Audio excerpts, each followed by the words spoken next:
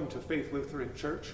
I'm Shea, Velloso, the minister of music, and I thought it might be a fun opportunity to give you all a little bit of a demonstration of the organ and show you how it works and what all of this stuff does here.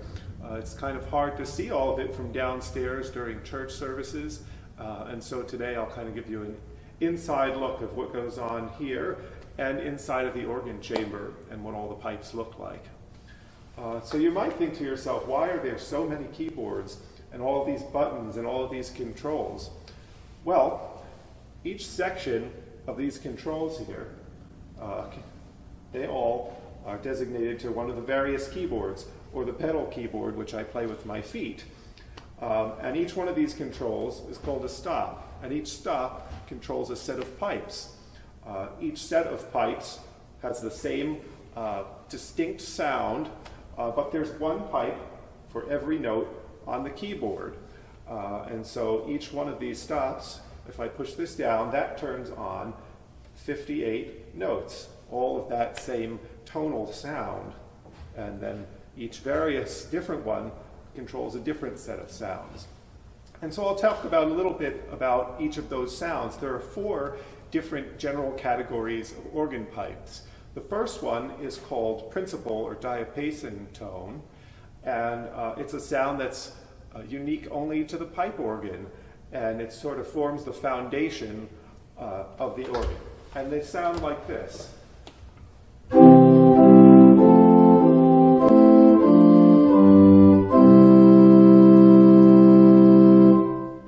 And that's a sound that's not imitative of any other kind of sound. Also, if you look at the various stops, there's a little bit of a number underneath of each one. And what that does is tell the organist the pitch at which each stop plays. So if it says 8 foot, that means that middle C is going to sound at the same frequency it does at the piano. The 8 means that the lowest note has a length of 8 feet. And we have another principal or diapason here called an octave, and it has a 4, which means it plays an octave higher than the 8 foot.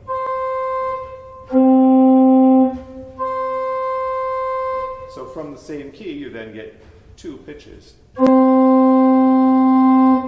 then a 15th is another diapason or principal that plays an octave higher still.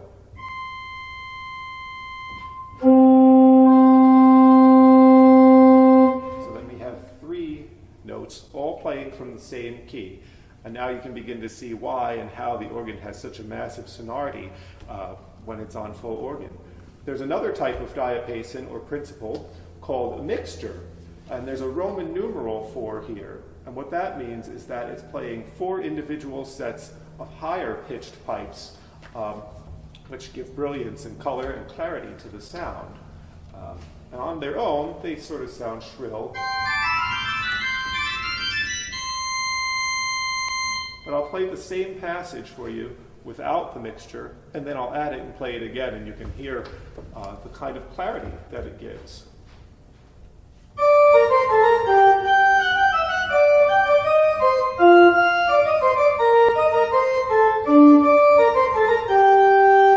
And then with the mixture.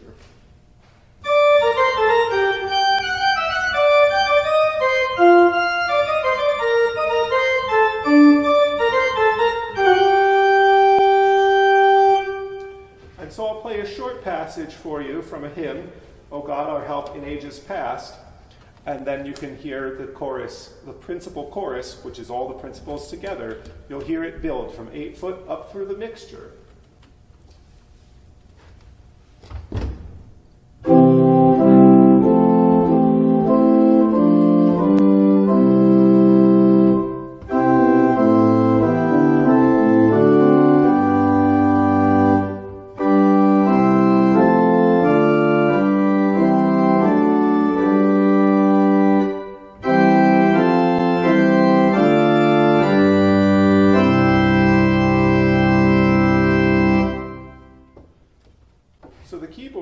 I'm playing is called the grate, and that's sort of the main division of the organ that has a principal chorus. And the swell is this manual or keyboard up here. And there's often a smaller scaled, somewhat quieter principal chorus up there. So here you'll hear the 8-foot, 4, 2, and mixture, which has its own distinct sound. And you can do things like play them in dialogue with one another.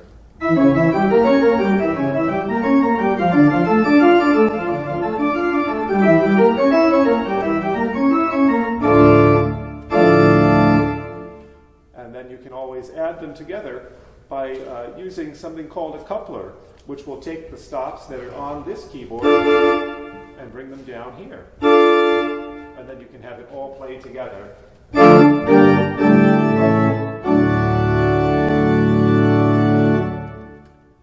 There's also a variation of principal or diapason tone, where you can take a sound that's supposed to imitate the strings of the orchestra, and then a flute tone stop. Here you have the string and the flute, and together they make something that's similar to a principal.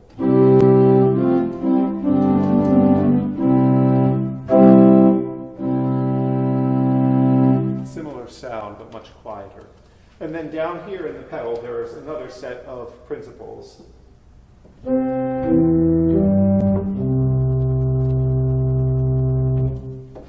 And so that is diapason or principal tone on the organ.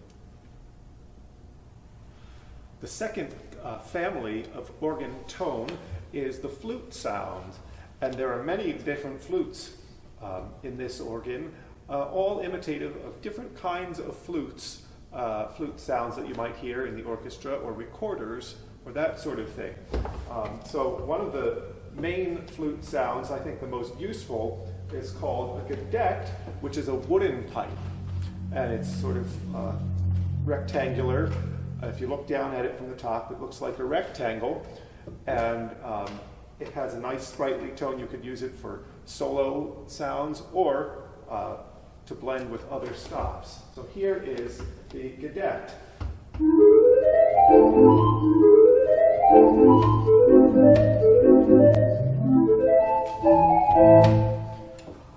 Another type of flute that plays an octave higher is called a Holzdoppelquerpfeif, which is a very strange way of saying, if you look at the pipes up here in the front, most of the pipes have a mouth.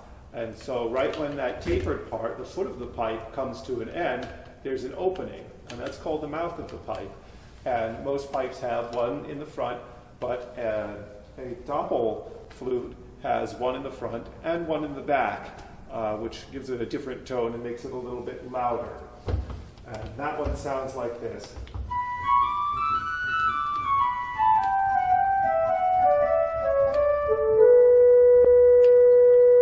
Very, very different from the gedeckt.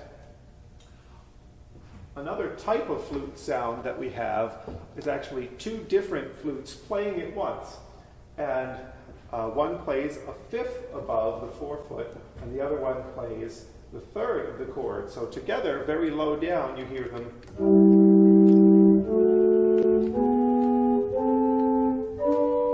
It sounds very strange on its own. And if you add all the other stops, you'll hear a full chord.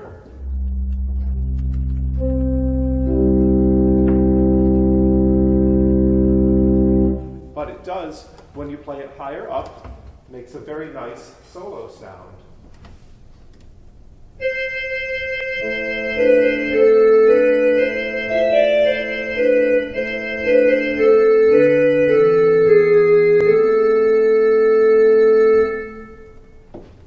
Those are the flutes on the Swell, on the top manual keyboard. And on the great, we have one flute there called a harmonic flute, which even though it speaks at the 8-foot pitch, as we talked about before, the pipe is actually twice as long. And it just makes a more full solo sound. And that sounds like this.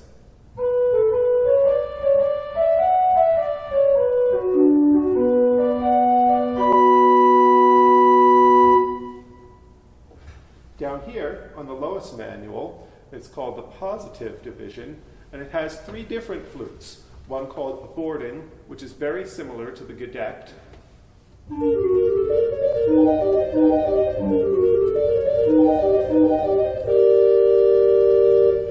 and then one called a roar flute.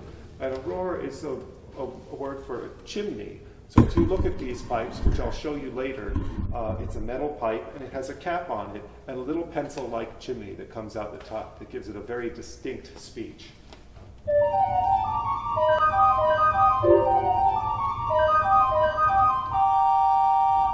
And then you could add the 8-foot and the 4-foot together.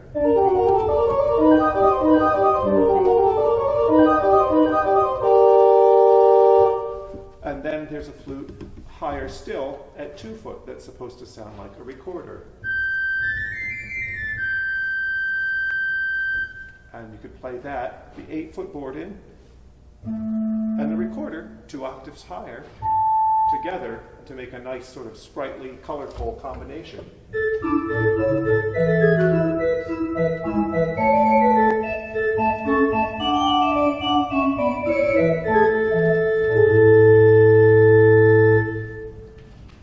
And then down in the pedal, we have a very, very low flute called, it's sort of like the Borden. Here it's called an infrabass or a subbass, which means that it's an octave lower. And you might not be able to actually hear this on the recording, but it goes very, very low down.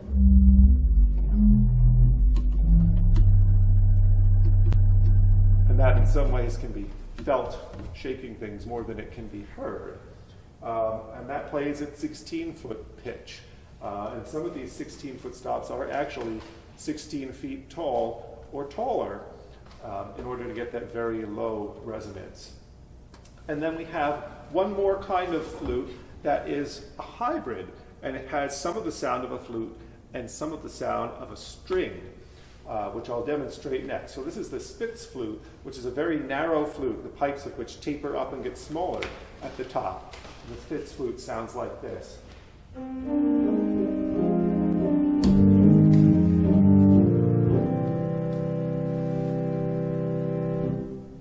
Those are all the flutes on the organ. The next class of pipes that I'll show you on the organ are the string-toned stops. And they're similar to the principal or diapason tone, but the pipes are much smaller scaled, which means that a pipe that's this long, for instance, on a larger scaled stop, might be about this big around. But the string of the same length would only be about this big around, so it's a much narrower sound. And the string by itself sounds like this.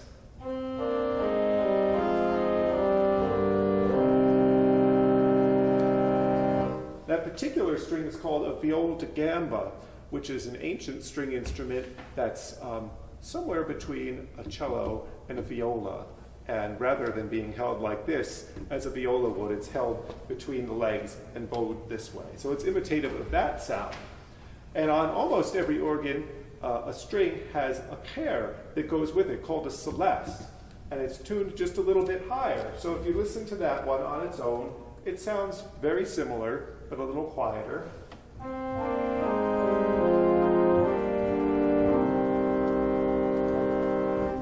But when you add them together, it gives a very nice, warm, undulating sound.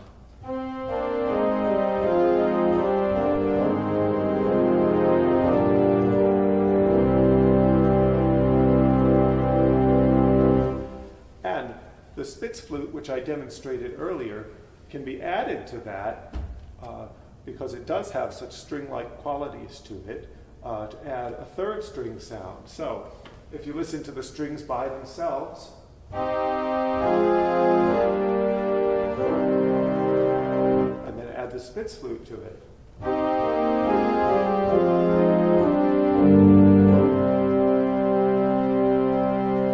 it adds yet another color to that sound. And I hope you can hear the difference in that, and that the recording is able to capture these small nuances that you can hear in person, and hopefully from where you're listening right now. Also, down in the pedal is another string called a violone, which is very similar to the double bass violin of the orchestra. And the lowest pipe of that is 16 feet tall, and I hope that we'll be able to capture a shot of that inside of the organ chamber. So here is the Holtz Velloso.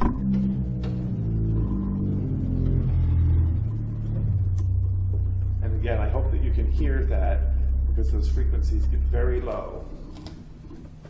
And then if you add that together with the 16-foot flute,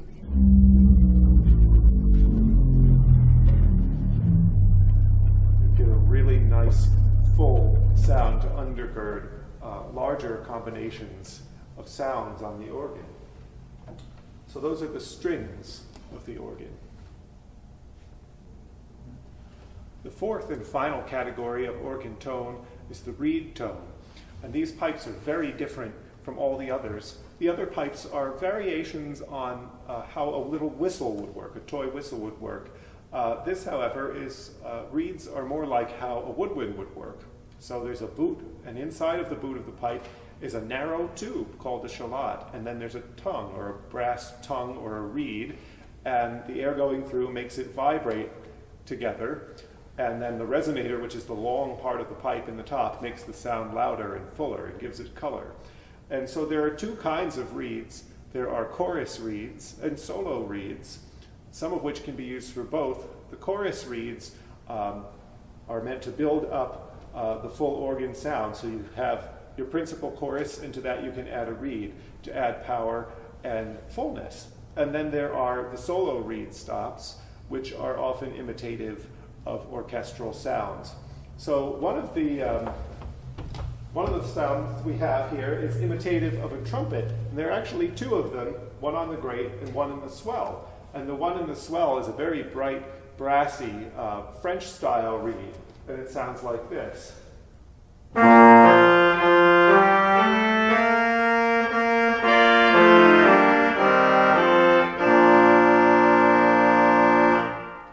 And the one in the great is a little softer, rounder, fuller, more imitative of the English style of organ building.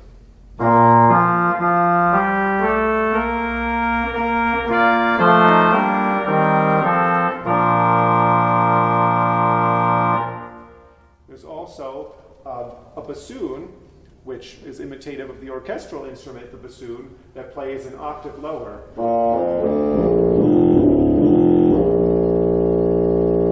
And that adds great weight and fullness to the 8-foot trumpet.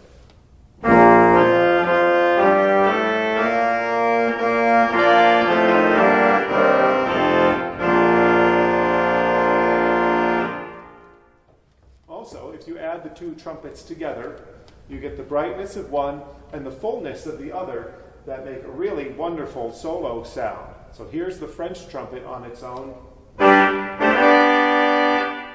the English trumpet, and the two of them together.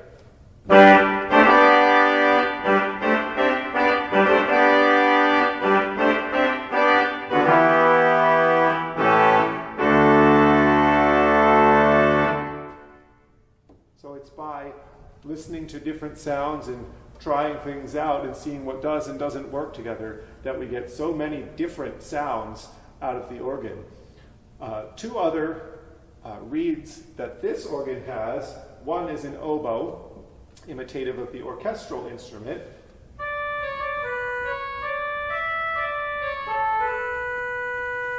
And then a clarinet, also very imitative of the orchestral clarinet.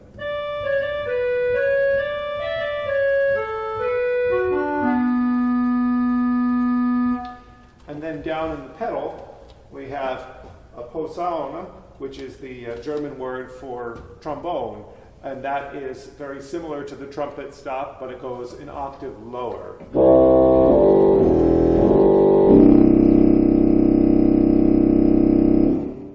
And you can add the bassoon from the swell to that and get an even fuller, richer reed sound.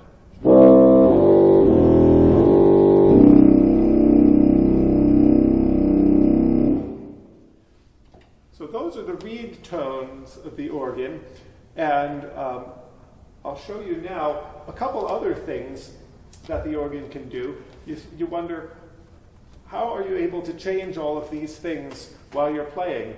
Well, back before electricity and modern technology, the organist might have had to have one person on either side changing all of these sounds where the organist wanted them to be changed. But thankfully, nowadays, we have all of these buttons here called pistons.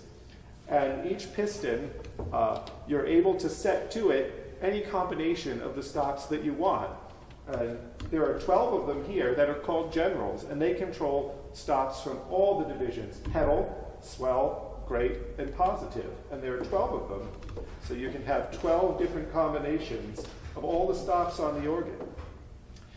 And then if you turn this little knob, there's another memory level here. And those same 12 buttons have the ability to be set to yet other combinations. And I think there are about, I don't know, there are several hundred levels of memory. So you can set countless registrations or combinations of stops. You can do a whole recital's worth. You can do 10 recitals worth of combinations, and all you have to do is change that knob, and they all do something else. These pistons, more centrally located here, are called local or divisional pistons, and they control only the stops for a certain part of the organ. So the ones under the swell manual control only the stops here for the swell, and the same with the great and the positive, and then these over here control the stops for the pedal or for the feet. These 12 over here do the same thing as the generals do, but they are duplicated so that if your feet are too busy to hit the button, your hand can do it, and if your hands are too busy, your feet can do it. So that's what all of those do. A couple other neat things where you can really see how the organ starts to get these massive sonorities as it gets louder and louder. And I mentioned them briefly earlier, are couplers. And so there are intra and inter-manual couplers. For instance, an intra-manual coupler will work on the stops within one division. So if you're using the swell, you can have those stops play at pitch, or an octave lower, or an octave higher.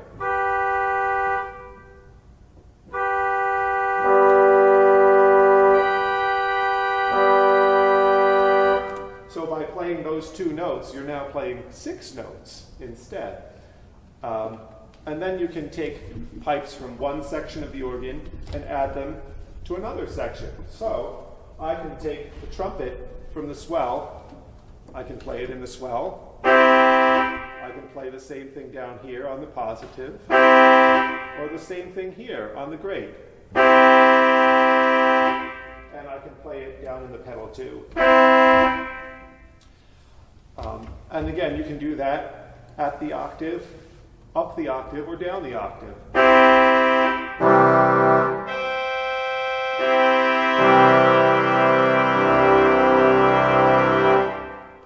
And the sound gets fuller and fuller and richer as you do that. Now you have to be careful with couplers because you can misuse them too, and then the sound gets muddy and unclear. But they're very useful. And so that's sort of what all the gadgets that you see here do. And there are 2 more things that I'll tell you about before we go into the organ and see everything in there. One is called a tremulant. And there's a big supply of wind. There's an electric motor that supplies air to the organ, because as you push a key down, it opens a valve underneath of a pipe and lets the air in. And that's basically what all the keys are doing. They're just sending electric signals into a computer, which sends it back into the organ. But the blower sends air into reservoirs that regulates the pressure of the air. And on top of some of these reservoirs is a little device that shakes the top of the reservoir and causes the pitch to have a bit of vibrato, like the human vocal vibrato when you sing. So if you listen here, this is without the tremulant. And then I'll add it, and you'll hear the pitch shake a little bit.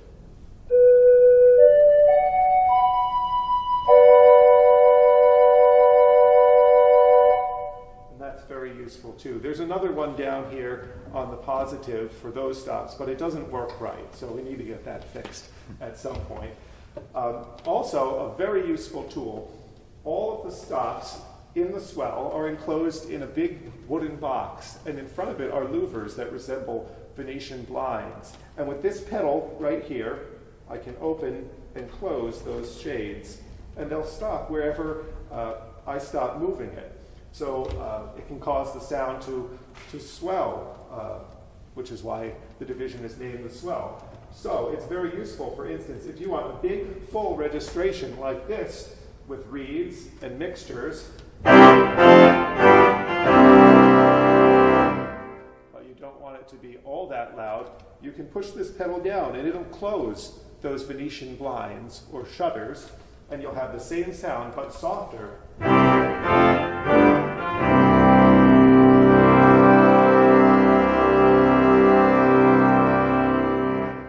So it's really a very effective tool for taking one tonal color and changing the volume. So that's basically all of the various gadgets and the different sounds that the organ has, and I hope you've enjoyed learning a little bit about what goes on up here on Sunday when I'm playing this thing. And next we'll go inside of the organ and take a look at some of the different pipes. So here we are inside the very lowest level of the organ. And if you look back this way, there's a big tube. It's black. It's a flexible tube, and that comes from the organ blower into this big wooden box. And all of these wind lines, these big silver tubes, send it to different reservoirs, like this one right here, where it's pressurized, and then it goes into the wind chests on which the pipes are situated. And the pressure has to be just right, or the pipes will be too loud or too soft, or too sharp or too flat, or they might not speak properly. And so we have another reservoir right here. And if you look up, this is some of the action of the organ. So I was telling you before that when you press a key, it sends an electric signal to the right pipes. And each one of these valves has a pipe right above it. And basically what happens is there are two different wind pressures right underneath of the pipe. And when you press a key, it turns on an electromagnet that attracts a valve away from this hole. And air vents out of the hole, causing the pressure in the top part to be greater. And the air pressure forces the valve open and lets air into the pipe. But from down here, if you press them, you can do it manually.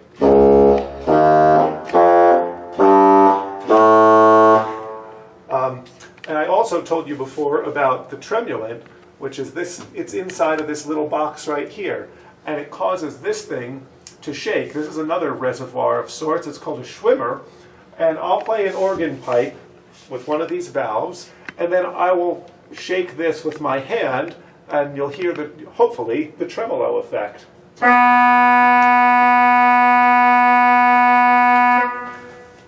So that's basically how the tremolo works. Most of the pipes that you see down here are pipes from the pedal division, because they're so very large. They need to start down here at floor level and then go up and up and up. So over here to the right, that's some of the infrabass, or the subbass, the low flute sound.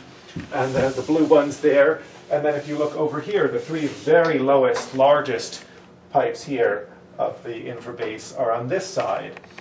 If you look straight back, that's the lowest 12 notes of the bassoon in the swell. And the swell, the box that the swell pipes are situated in, is too small to have the entire pipe up there. So they start down here, and then they go up into the swell box, and the part where the sound actually comes out is up there. And you can see they sort of look a little bit like a radiator here, and that's a technique called mitering, where you can cut and resolder the pipes so that they kind of go in a circle. Then they'll fit under a lower ceiling, and it doesn't affect the tone at all. And you can, and I can play those from down here too. So next we'll go over and see the rest of the pedal. Here we are in the rest of the pedal division of the organ. The pipes you see over here, painted this nice blue color, this is the violone, the very low string that I told you about before. And these are some of the highest notes here. It's hard to see, but there are some behind that go almost all the way up to the ceiling. And those are the very lowest notes of all. And then to your right, to my left, is the lowest octave of the trombone. The very lowest pipe of which is over 16 feet tall. So I stand here at about 6'3", and you can see that low C here towers over me by at least 3 times, reaching all the way up to the highest point of the ceiling in the church. So that is the 16-foot trombone. And to tune these, here's, I was telling you before, this is called the boot of the pipe, and I'll show you the inside of a smaller, less heavy one than this, but you can adjust the length of the reed here to make the pitch higher or lower. And then there's a scroll at the very top of the pipe that does the same thing, but adjusts it in a different way. So that is the pedal division of the organ. So here we are in the great division, and you see this forest of pipes on either side of me. And if you look off to the left here, you'll see several pipes here. Some of the open diapason or principal pipes are out in the facade of the organ, those bright burnished tin pipes. But the lower part of it, or rather the higher part of it, is right here. And that includes over here too, and that's some of the diapason that's in the pedal also, is up here. If you look at the next rank of pipes over, this is the Spitz flute that I told you about, and you see that it starts off wider here and tapers up towards the top, and that gives it that somewhat fluty, somewhat stringy tone.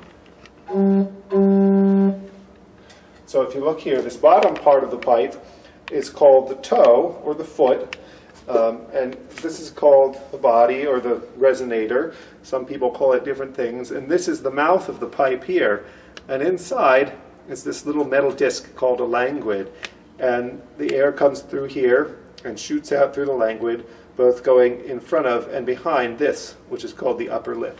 And that's what creates the sound. So that's the Spitz flute. And here, in front of that, is the great trumpet, which is the rounder, more English-sounding trumpet. Here on the other side, you see 4 rows of very tiny pipes, the very tiniest of which is right here. You saw the very biggest pipe going all the way up to the ceiling. This is the smallest one. And on its own, it doesn't sound like much, but that's part of the mixture. And then the next set of pipes over, right here, this is the 2-foot principal, or diapason. Then one more row of pipes over is the octave, which is the 4-foot diapason. And then one more row over is the harmonic flute. I told you before that it plays at the 8-foot pitch, but that the pipe is twice as long. And you see they bore a little hole here, right in the middle, and that makes it play an octave higher. So if I play it like this, and if I cover up this hole, so that makes it jump up or down an octave. And you can't control that at the organ, but I'm just showing you why they put that there. So that is the great division of the organ. So here we are in the smallest part of the organ, the positive division, which is the lowest keyboard. And we have flutes here. This is the bourdon. And you can see it has this cap on it. And that does the opposite of what I showed you on the harmonic flute, where it plays an octave higher than the length of the pipe would suggest. This cap makes the pipe be able to play an octave lower. So this pipe, if it didn't have the cap, it would have to be twice as tall in order to make the pitch as low as it should be. But because this cap is on the top, the air goes up, hits the cap, goes back down and out the mouth of the pipe, and that's what causes it to play an octave lower. Then next to that, you see the roar flute or the chimney flute, and you can see now why it's called the chimney flute, because in top of the caps, it has this little pencil-like chimney. And then next to that is an open flute, which means that it doesn't have a cap, and that is the 2-foot recorder. And then here next to that is another reed stop called the clarinet. And again, it's sort of like the other pipes, the other reed pipes that I showed you. It's got, and I can show you even inside of the boot, you have this little brass tube and a tongue that vibrates against it when the air goes in. And that's how the pitch is made. And that is the clarinet. And that's all there is in the positive. It's a very small division of the organ. So here we are in the swell division, the largest and most tonally varied of all the parts of the organ. And if you look back to your right over here, if you remember when we started out on the lower level, we saw the bottom of the bassoon pipes, and they come up here, and that is low C of it right there. And they're all across the back of the chamber. Right here is the 8-foot viol da gamba. That's the string that I told you about earlier. And you can see the very tallest pipes don't fit in there, so they've been mitered to fit under the lower ceiling. These wooden pipes are very old pipes, and this is the gedeckt that I told you about. It's made of wood, and if you look at it from the top, it's very rectangular in shape.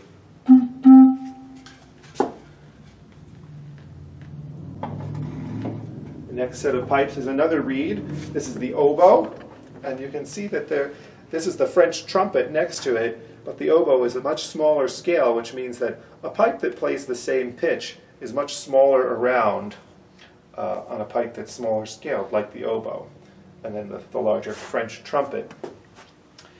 Here on this side, on your left, you see another whole bunch of really tiny little pipes, like the mixture in the grate. This is the mixture here in the swell, and it has a very different sound from the one in the grate. These two rows of pipes here are two different ranks of pipes, but they both play from the same stop. And these were the two higher pitched flute sounds that I played together for you that sound a little funny on their own, but blend well with the other flutes. This pipe right here is a Gemshorn, which is, again, it's sort of like a flute, sort of like a string. And that was the 2-foot in the swell. This next one that's a little fatter around is the 4-foot principal or diapason in the swell. And then over here, these skinnier pipes, this is the celeste, which is the softer string stop that's out of tune with the viol da gamba. That gives it that warm, undulating sound. And then over here is that strange stop I told you about, the Holtz Doppelquerpfeife. And you see here, it's got a little hole, so it's a harmonic flute like the one in the grate. But unlike the one in the grate, it's made of wood, and it has a mouth on this side and a mouth on this side.